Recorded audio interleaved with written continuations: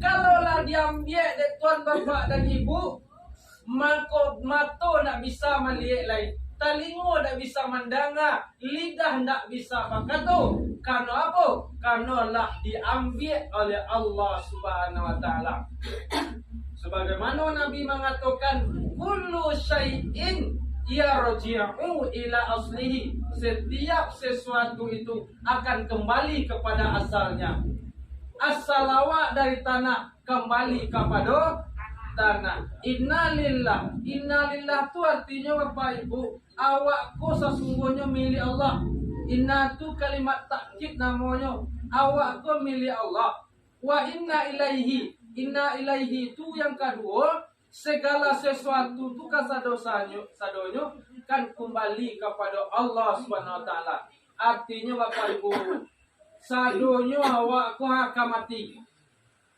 Ndak pandang bulu, siajo ndaknya. Ya, kalau orang biasa mati, gurunya mati, ustadz sekalipun mati, tapi tak kemudian stay. Sampai-sampai bupati mati, presiden mati. Oh, mantan-mantan presidennya nak diambil, nak do tu lah Bapak. Kasado-sadonya tak masuk mak-mak nang galak kini kuat. Nak tahu apa-apa ibu-ibu, ya? Fa iza jaa ajaluhum la yastakhiruna sa'atan wa la yastaqdimun, kata Allah. Apabila datang ajal itu, tak dapat dimajuan, tak dapat dimundurkan.